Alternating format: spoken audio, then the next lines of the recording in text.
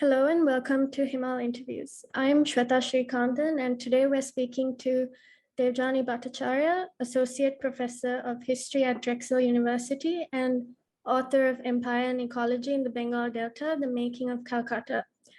Debjani's research and work centers on understanding how legal and economic structures shape how we respond to the climate crisis. And she's currently working on her second book, Monsoon Landscapes, Credit, Climate and Calamity. As a part of Himal's special series on Bangladesh, we're here to discuss with Debjani the intersections of environment, colonial urbanization, and legal technologies within the unique ecology between Bangladesh and India, and how the transformation of these temporary landscapes continue to manifest economically, ecologically, and legally. Debjani, thank you so much for joining us today. It's a pleasure to be speaking with you. Thank you so much for having me, Shweta. It's also a pleasure to be working with Himal.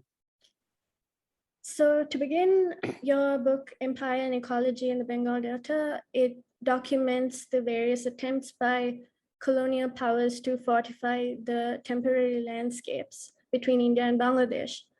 So as an entry point to our discussion, could you tell us more about how these spaces become part of the legal, governmental, and scientific domain of the empire? Thanks so much for that question, Shweta.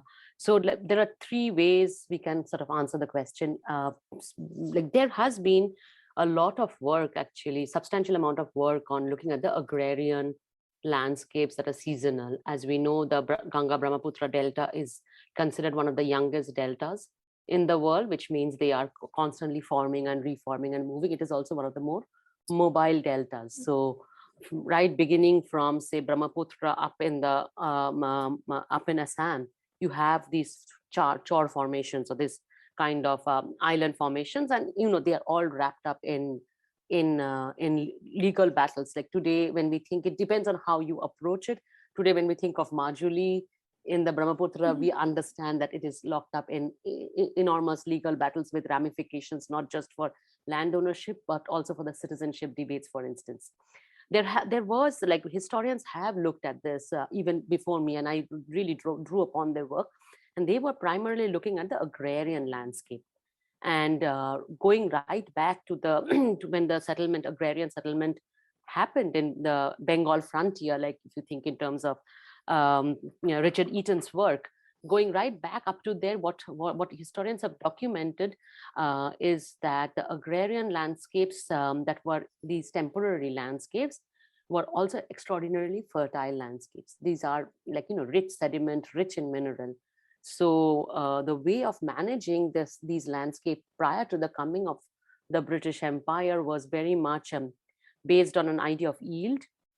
And so, like, there were a set of whole host of laws, and the whole host of laws is like, if the islands were in existence for 12 years, they entered the revenue roll, and if they were not, they didn't enter the revenue roll. That didn't mean that just because it was not part of the radar of the state, didn't mean that people were not working on it. These were actually speculative landscapes. It's very clear if you look at the historical archive, where people would take risks at the time, like and then the chaporis would actually try to settle those landscapes once the grass would start growing on it.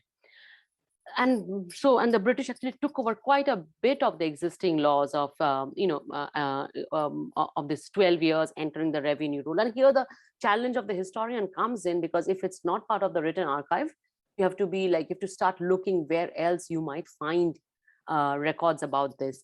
But what Nitin Sinha and Rohan D'Souza, both of them showed, is they were like kind of managed by what's understood as financial buffers, like people who were speculators who would actually invest money in having these lands cultivated, and they were based on yield and not on measurement, which is like what defined the difference between a cadastral mapping of settled landscapes versus yield-based mapping of these spaces.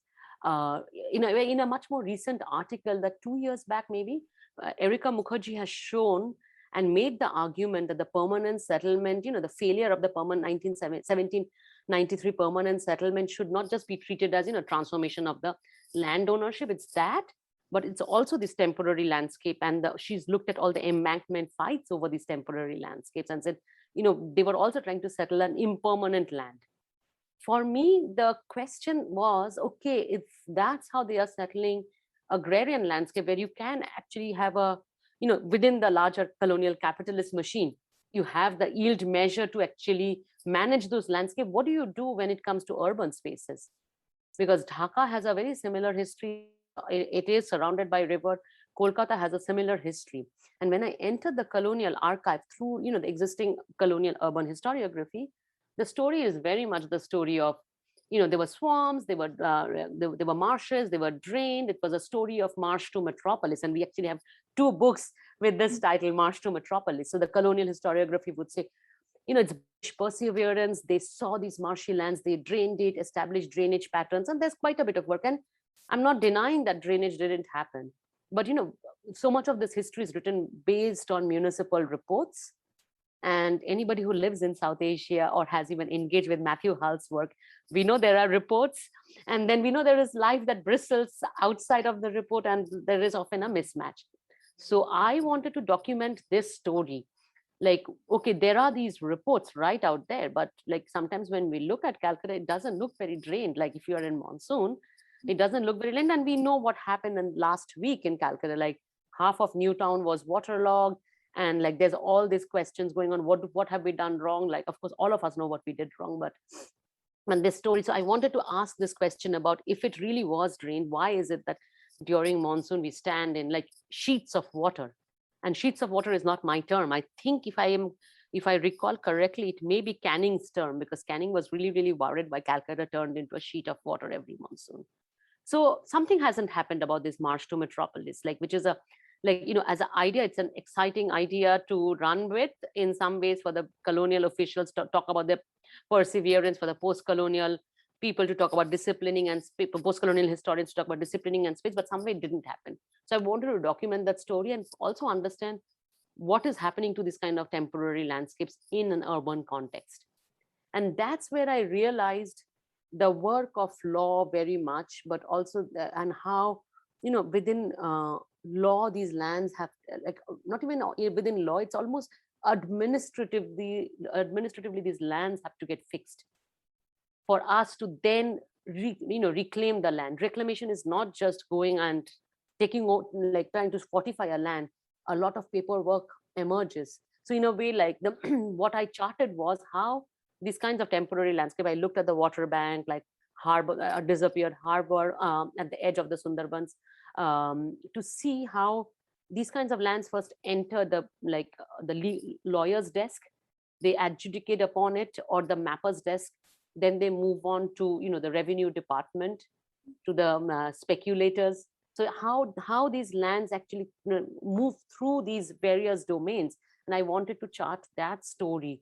Like there's the first set is the lawyers, second set is the engineers, third set are the speculators. And how do we tell a story that actually involves these 3 kinds of domains? And that in some ways allowed me to also understand what is happening with the wetlands, for instance, that flank not just Calcutta. If you think about it, wetlands have been like wetlands and mangroves are central to Mumbai's reclamation. You see that in Jakarta, you see that in multiple Asian cities, so how do we understand that this reclamation based urbanization became so dominant in coastal cities? And it's Philadelphia story is the same in some ways.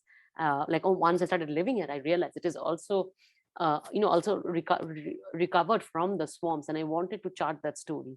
Just to add one thing, currently I'm looking at a lot of maps of Kolkata, and it is very interesting what I am documenting in these historical maps is a lot of places are marked out as pond or tanks. Tank or talab is the word they are using in the maps, and then a few years later they are becoming grounds, and they just have the name, the tank and the talab gets taken away, and instead of a blue marking, it's a green marking in the map.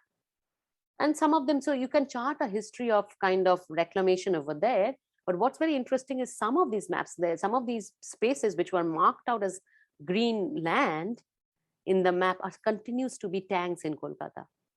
So there is an interesting story to be charted in the bureaucratic regime, and I wanted to see what this disappearing of these kind of spaces in the map means and the power of that in then setting in motion kind of movement. And in some ways, I think very exciting work is coming out from Bhavani Raman on the Ennore Creek in Chennai, which continues to exist, but you won't find Ennore in the as a creek in the map.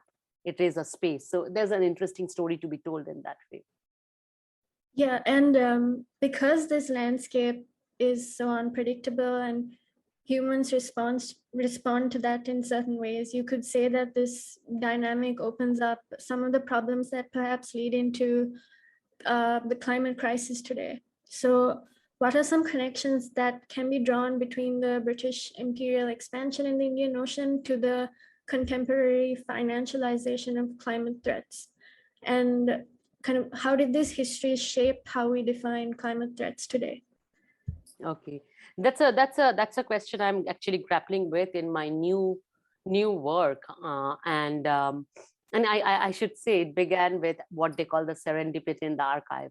When I was finishing my older project, they gave me a wrong file, and these were files debating shipwreck cases in the Bay of Bengal. So one of the things that I'm trying to understand is if you like, I've been reading a lot on and once I began this project, I've been reading a lot of the insurance and reinsurance companies' reports on the Indian Ocean. So from 2005 onwards, post 2005 tsunami, Lloyd's began doing this risk assessment projects in the Indian Ocean, and one of the arguments that has emerged from those debates is the Indian Ocean is one of the most uninsurable areas. Precisely, or the insurance has to be really, really high, and demarcating areas uninsurable in the larger, and I'm not talking about minor, these are major, sovereign insurance, reinsurance, like Swiss Re and Munich Re, these are like major companies, major conglomerates involved in this.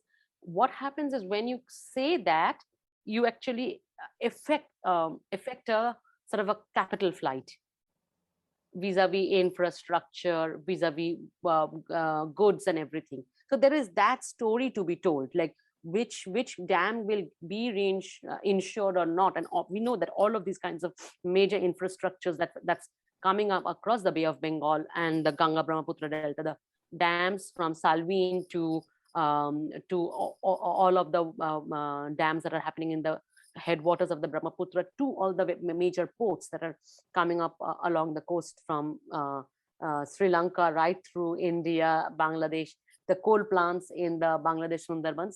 There's a larger insurance structure involved, and how you work. And of course, ADB, like the Asian Development Bank, has taken a very, very different approach vis-a-vis Lloyd's.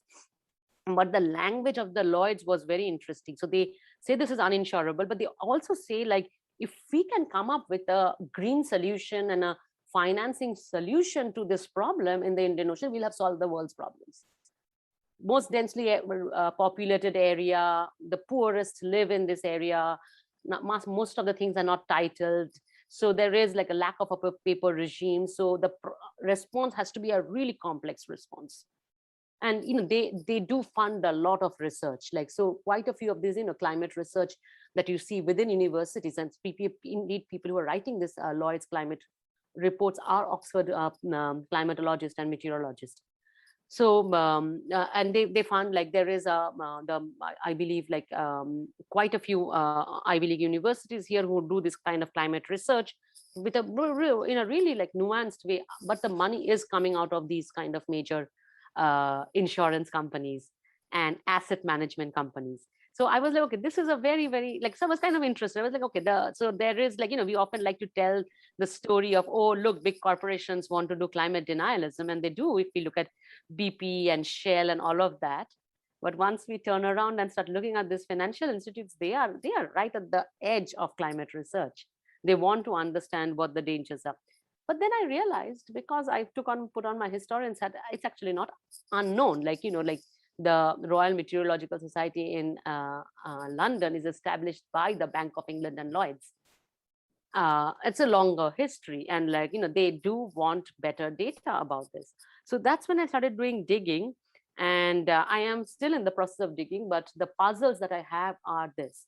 So if you look at the Lloyd's archive, through the late 18th and the 19th century, much of its investments are and much of its profits are coming out through this insurance out of the Bay of Bengal.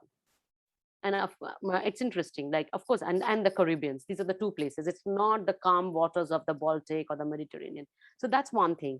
This is, and we all know that the huge amount of shipping was moving through the Caribbean and the Indian Ocean waters at this time. Like the world's GDP, like world's like trade is moving through that, and economic historians have documented it. But this is also the two of the more turbulent spaces racked by tropical cyclones and hurricanes.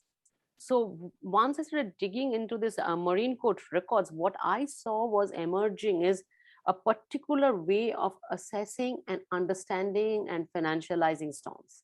So in fact, the project of how we, like the people who did the early research on storms and how do we recognize a storm, how do you measure a storm, comes very much out of the people who were doing the adjudication of these cases. So be it in the Caribbean, the person who was doing research on hurricanes was also a court lawyer, insurance court lawyer, and also Paddington over here, Henry Paddington, who is doing research, is also a court lawyer. So I want to understand their, so they've been understood as scientists in the historical archive, but no one has read them as people who are working for these insurance companies as adjudicators of these cases. And just to wrap this discussion, in fact, the fact that we have, for hurricanes, we have this scale, right? Category 1 to category 5. And that scale comes out, is known as the Shaffer-Simpson scale. And that scale particularly comes out of the measurement of a wind's impact on buildings. So a civil engineer worked with a meteorologist to come up with that scale.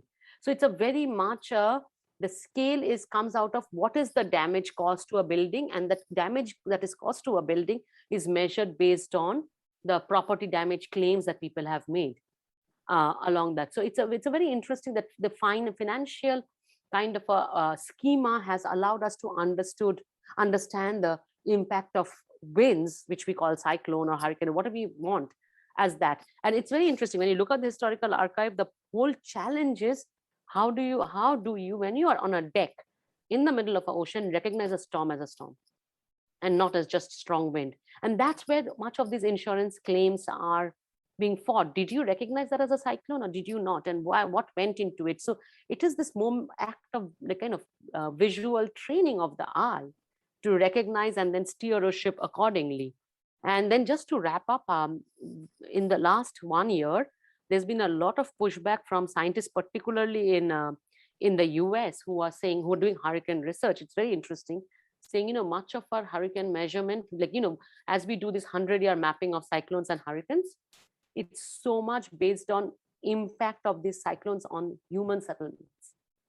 And therefore our maps are all wrong, because when a cyclone rages through a place which is empty, be it a desert or the prairies, we do not have the measurement for that. So our scale is completely wrong. So how do we develop a 100-year? Because it's so based on its impact on a building or a bridge or human-made infrastructure that we actually have not developed proper scientific measurements for these things. So that's where I see, I'm trying to understand how much, especially the Bay of Bengal in some way, because when I look at this shipwreck maps, it would be wrong to say it's Indian Ocean, because most of the shipwrecks technically happen right on the mouth of, from Chittagong right up to Balasore. And that is the area. And why that happens, I still don't have an answer. Like, I'm just collating through the annual maps that they produced of the shipwrecks, but that seems to be the most turbulent place. And we know, like, going back to talking about the independence of Bangladesh, one of the worst cyclones, the Bhola cyclone, 1970, also happened in that region. And if you really zoom in on that, that's where exactly, like, annually you see the highest number of Indian Ocean wrecks happening. That's fascinating. Thank you. And in your book, we were talking about maps earlier, and in your book, you write that, and I quote, for a tidal landscape like Bengal's, maps are merely a snapshot in a much longer timeline of sedimentation. Cartographic techniques fail to depict the temporality that defines land-water relations in the Bengal Delta. So the colonial administrators tried to fix land in time and space to turn it into a resource, but at the same time, the kind of fluidity of this landscape itself kind of created more opportunities for profit and accumulation. So could you tell us a bit more about the kind of limits and paradoxes of this cartographic mindedness? So that's, yeah. So see, like a lot of people have already done a critique of the cartographic mindedness. And, I think of like James Scott's work, Seeing Like a State, in some ways, and like about legibility, like about homogenization of landscape by, doing cadastral mappings and all that. But, that fails to answer the question of, so that it feels like, okay, these kind of map making ways of seeing space is top down. It is oppressive and all of that. But for me, that failed to answer the question about how these kinds of spaces actually created various kinds of opportunities for the state. And there were two ways, like as I was doing the work, there were two ways to go about it. Of course, there's all this new materialist kind of historiography that people talk about, vibrant matter, and people love to say, oh, how nature actually pushed back and it's agential. And you can go down there. I have no problems with it per se. But for me, it was like, okay, like, so if this, and legal historians have also made the argument that some of these island spaces and network places were almost like limits to imperial expansion. You can't make those arguments in the Bengal Delta. Like this is where the factory really started thriving and took over half of the Indian subcontinent. So I was like, okay, and this is a very mobile landscape. We forget that, climate change today has given us a kind of a language to understand what's happening in Bangladesh and, the eastern coast of India.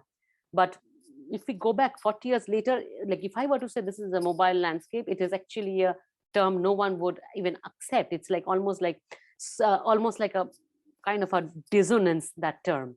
So, and I was like, okay, so how do I understand the fact that there was a deep awareness of the mobility of the landscape? James Rennell, who's actually mapping this whole area, he's coming to court and saying, maps do not represent the reality on ground over here.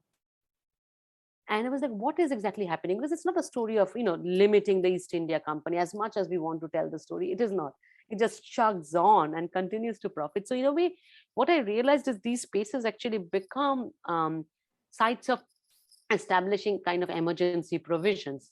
And when you look in a way that the government says any land that is formed, newly formed land, becomes sort of company land if it is not attached to anyone's property and if it's not fordable. And fordability is a very interesting category. If anyone who's lived along a tidal area knows fordability is completely based on the tides. It could be fordable during the morning. It would be not fordable in the afternoon, depending on how the tides and when you measure. Do you measure at high tide? Do you measure at low tide? So there is a lot of legal debates on, foreshore, high tide, the high tide mark, the low tide mark, and all of that. And these are very important debates. So, and at the moment I'm working on the what they make it they take the Bengal alluvian diluvian law that tries to kind of regulate this landscape and make this kind of what I call the quasi eminent domain clay. And they over and over said, as a company, as the East India Company, we rule by the double kind of powers of both the sovereign, which they are drawing from English sense of rulership, and the zamindar over here. So we actually have the double right to actually make these claims on the land. But the Bengal alluvian diluvian law then gets, kind of taken up, debated through the 1880s, and made into all India kind of law, like an all Indian subcontinent kind of law. And what they say, within the empire, there are multiple kinds of spaces. There are arid spaces, there are seasonally dry spaces, there are engineered spaces of the canal colony in Punjab. There are the coastal spaces on both sides of the Ghats. So he said, how do we kind of take the law and take it over? So Bombay presidency goes an interesting direction. They said, all of this reclaimed land is company land because it just opens up too much. Central provinces wants it very different. They were like, oh, we need to train the Amins and the Patwaris, the people, revenue collectors, into mathematics so they can measure what happens when newly land forms. And the Bengal, if you look at the Bengal presidency, they go a completely different way. They actually try to regulate with the 12-year law constantly. And, like what we know today from the lower Bengal Delta between both India and Bangladesh. A lot of these lands are called Bara Zameen. Bara means BADA, Bara, like Bengal Alluvian, Diluvian Act. So the act has become the name for these kinds of spaces. So this is what's happening. So what I try to look at is how this kind of legal machinations, how the formation of new land actually created legal machinations. So now what is the effect in the present day? So there's very interesting work coming out, particularly out of Bangladesh, and it's two ways. One is, so whenever there is a shift in the river, be it Meghna or the Podda, what you see is often the choruas, the people who live on these chores, actually work with the district magistrate. They work with these older pattas and try to move to these new chores and actually sort of lay it out on a stenciled map of the new chore and divide it up, interestingly, to give it back to the old choruas, right? Older residents in some way. So that's one way of managing it. There's another way of managing it is when people are the shadow, and you were talking about the profit, there's a shadow economy of dredgers that have also emerged, especially in the Brahmaputra, in the northern waters, Brahmaputra, in that confluence of Brahmaputra and Meghna and Podda, is where whenever these people lose this seasonal landscape, there's an entire economy of dredgers who actually try to dredge up lands for an exorbitant fee so that the people can make land claims and say, I owned that land. The floodwaters had washed it, so I actually can make a new claim on a newly formed land. So there is that kind of an entire kind of a economy that has emerged out of these mobile landscapes, and that has to be charted in a much more robust manner, and conversation with Indian side, Bangladesh, Assam, all together, because this is a kind of a fluid landscape we are dealing with over here.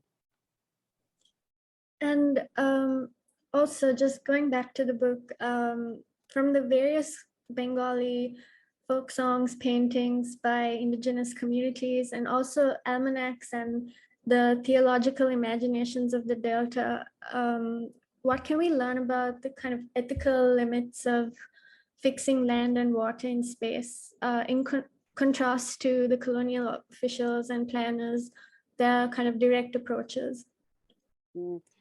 This is a very, very tricky question in the sense, and I grappled with it a lot when writing, because the urge of the historian, especially the post-colonial historian, I will say, is to kind of romanticize the past, right? Is to say, okay, that there is certain kinds of indigenous knowledges we can learn from, and I'm not saying we can't learn from that. What I'm saying is there is almost this kind of, we can sort of go back out there to the past, grab something, and kind of mobilize it for the present, and there is also a violence to that act, right? And why I say the violence, because this is exactly like the glorification of indigenous knowledge has entered UN language. UN will say in their SDGs, like, okay, like let's go back and like look at how the indigenous, all these communities have their long standing resilience and learn from them. But then so there is one way of rejecting, okay, I don't want to romanticize the past, let's approach this. But how do we, for me the challenge was, how do we read this as neither kind of the enchantment of the past and the violence of the present? How do I read this as a kind of a knotted activity?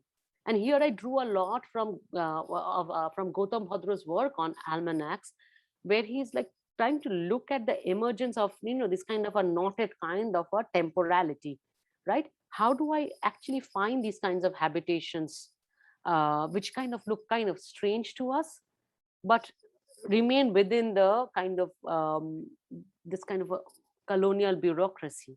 So I looked at how the colonial officials engage with this one particular Hindu deity who actually gets compensation. So I'm trying to understand, how does a rational colonial bureaucracy in the 19th century actually accommodating something like a sacral space? And they constantly do any kind of infrastructure projects, try to work around it. So it's not like it's out there somewhere. But there's another thing that's happening, and as I'm reading a lot of early texts about monsoons and cyclones, so if you begin with some of the early Islamic Hanafi kind of text about laws of the sea, Some of the injunctions that are out there are saying to go out to sea during monsoon by a merchant is actually haram, and it's blasphemous. You do not become a martyr by doing that. You actually are committing blasphemy. I was recently reading this text called the Maharashtra Puran. It's the 18th century, 17th century, 17th century, no, 18th century text. And it talks about how in monsoon, you cannot be like, if you try to invade the Bengal area in monsoon, you can't be greedy. You can't be greedy and you cannot invade during monsoon. So so it almost seems that there are kind of financial ways of dealing with these risks, right? We can call them ethical limits placed on, like we can read them as ethical limits, but we can also read them as, oh, financially it's a stupid venture to go out to sea during like a monsoon weather, or it's a stupid venture to take my elephants into Dhaka or Murshidabad and have them not be able to wade through this knee deep water, or like have like, definitely I don't know which animal navigates, maybe elephants do, horses don't, I don't know, but they're talking about this. So in a way, like there are actually like, so there are other ways of reading it, and I want to resist I want to think a little more carefully about doing the ethical move and ask, are these actually ways of also ensuring, are these actually ways of managing risk in the early modern period, and what is happening? So it's like, there is like, so they are saying, okay, it would be actually financially disastrous to go and start raiding Bengal at this time. So there are those ways of managing. What I found interesting during my book, looking at some of this, is how much the river features as a space of habitation, and how silent the colonial archive is about the waterways as sites of habitation. And that is the conundrum I tried to work with in the book. I was like, okay, why is it that the river is like, there is no distinction between what land and river. It's always a space of habitation, a space of passing. And if you look at the, the Dehotatto traditions of the Bengal area, it is very much, it's a kind of also philosophical space of passing and coming to your own. And markets, rivers are sites of markets, rivers are sites where you make money, rivers are sites where you fight out battles, you interact in a more than human way with the biota. But when you look at the colonial archive, it's rivers are, you have to pilot, it's kind of dangerous. All these people are smuggling rice. It's a very different river that emerges. So I wanted to work with that. I was like, what is it that a certain group of people see the river as, and another group of people fail to see the river as? So I hope I've answered your question. Yeah, of course. Thank you for that. And you have also recently written about Delta Vision 2050 and how it proposes the development of bilateral alliances between India and Bangladesh in order to address environmental security issues. Now, this project could also potentially involve the relocation of populations from vulnerable areas. So what would a managed retreat in the Sundarbans mean? Yeah, okay, I will try not to get angry while talking about the managed retreat. Like, what is very interesting about the Delta Vision language is the language of security.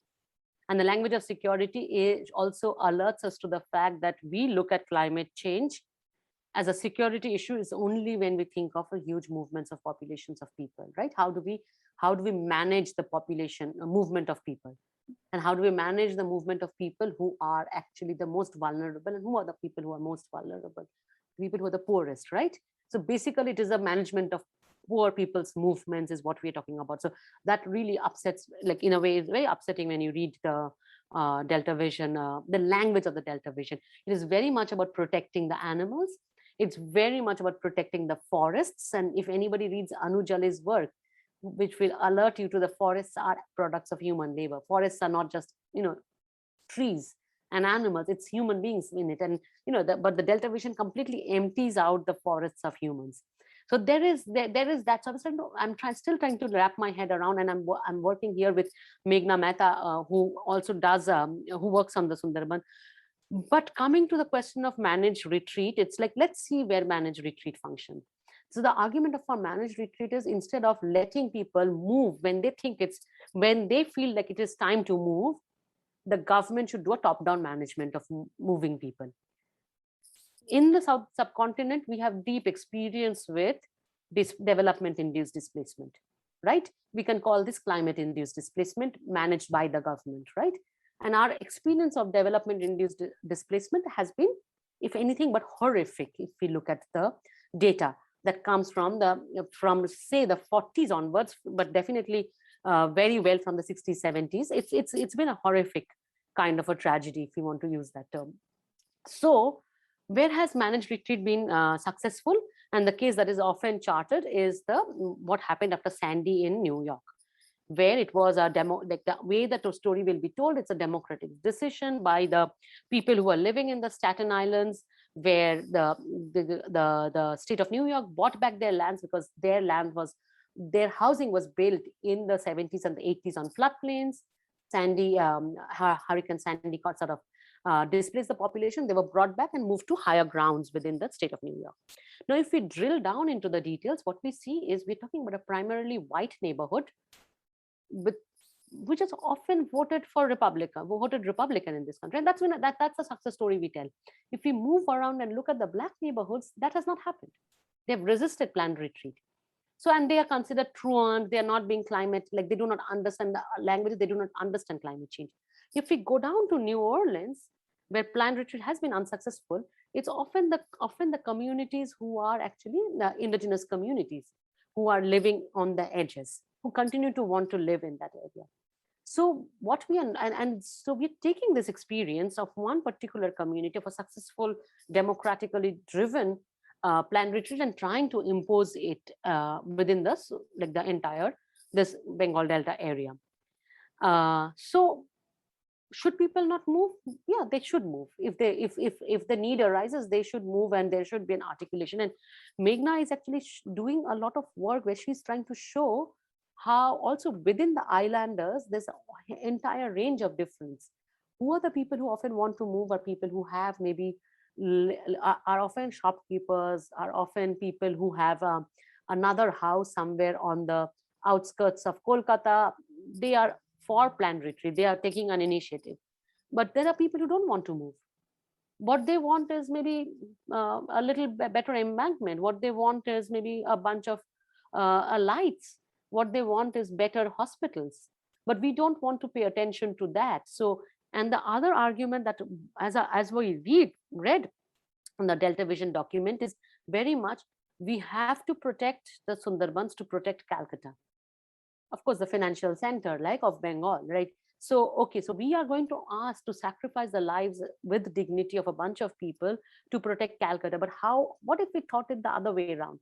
What if we thought in order to protect the Sundarbans, maybe we need to do a planned retreat of the Farakka Dam, which has been a thorn between India and Bangladesh, but also has resulted in the enormous loss of siltation, which could have created new land in this area, right? Like, because land doesn't just disappear and dissolve, it also accretes. So we need to allow the natural accretion to continue through, and there are ways we could do that. So for me, it is very interesting that, and I know that the Bengal government is not yet excited about planned retreat. And planned retreat is really coming from a group of conservationists. And you can see the conservationist thrust in the question of planned retreat. It is very ecology driven, but ecology devoid of humans, right? And it is and the language of security, we know, is often the language of the threat people feel of the movement of unregulated, ungovernment managed movement of people. And the question is, where are we going to move the 5 million people with dignity, right? So there are lots of questions that are there. Like, and we, as I say, we always have to be wary of, like, be it development induced displacement or climate induced displacement managed by the government is the term I will use for the Delta Vision. And speaking of these development projects, what were the environmental effects of propertising and engineering the Bengal Delta, and in what ways do policymakers and local governments in the region continue to exploit the data to further their own developmental agendas? The best person here, like the person whose work I really learned a lot from, is Dhrubajyoti Ghosh, who was an environmental engineer who did a lot of work in the East Calcutta wetlands. And Dhrubajyoti Ghosh said something very interesting. He said, he looked at the wetlands and said, Debjani, what these are? These are real estate in waiting. And the question is, why is it that when we see, like thin sheets of water or land slightly submerged in water, we think in terms of wasteland, we think in terms of unused space, we think in terms of housing, right? Possible housing. And when I teach my class, I often show them this image of a sheet of water and a telephone line standing. And I say, what do you guys see? They all see a road. They all see a road. They will see a flooded road. They don't see just water. And that is very interesting. It is part of our visual literacy, right? When we see infrastructure, we think about how do we see a road, we see something productive. And for us, a sheet of water is unproductive. And there's a longer history to this. So, I wanted to understand, why is it that while we understand the wetlands, as Dhrubajyoti Ghosh's work had shown, what he calls the kidneys of Calcutta, because in a way, Calcutta doesn't have a major sewage treatment plant, right? It's one of the few like densely populated cities that can use the East Kolkata wetlands to actually treat its sewage in a very environmentally friendly manner. And it supports the livelihood, enormous amounts of fishes and aquaculturalists and pisciculturalists there. Yet we are constantly building. Our airport stands on a wetland. Half of Newtown stands on a wetland. And of course, today we are asking what is going on. Why is this high-priced real estate becoming dysfunctional for 2 weeks on an end when we get a little bit of water? And it's very interesting that the whole debate forms on the Bagjola Canal, one of the canals there, and say, oh, people have created, like, they're looking at these small shacks, the tea shacks, and the ironing man's shack, and saying, oh, this is the problem that's clogging up the canal. If this canal was unclogged and dredged, we would solve the problem. Because the idea is we will not stop building on the wetlands. We'll continue to build, but let's remove some of the like informal settlements that opened up, because all these gated communities need these informal settlements to keep their service running. But so I wanted to go back, and it really took me back to the early 20th century, to the early rent debates that are happening in Bombay, Calcutta, and Rangoon. And they are all talking to one another. And what emerges from these rent debates is, who is a good land developer? And a good land developer, and they're saying, Bombay is locked by the sea, Rangoon and Calcutta are locked by the rivers and the wetlands. So what do we do? So the good developer is one who drains the swamp and builds housing. And that became, so we sort of, whenever we saw, and because the housing pressure is huge in these cities, no doubt about that, right? And we are going to continue to urbanize in a radical manner over the next 50 years, next half a century. Of course, the housing demand would be high. But why did we come to imagine, like, not look at these wetlands as also like kind of living infrastructures that support the city, as vital kind of public utility services that support livelihood of a bunch of people? But we only looked at them, to quote again Dhrubajyoti Ghosh, real estate in waiting.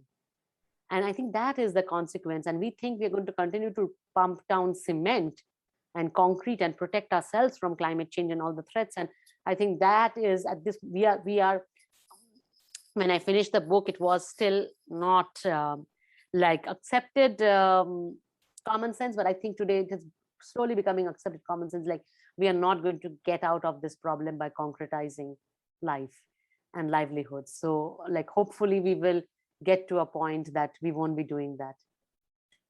And just to kind of follow up on that, what are some of the visible impacts on these landscapes after the use of these environments as sites of profit making?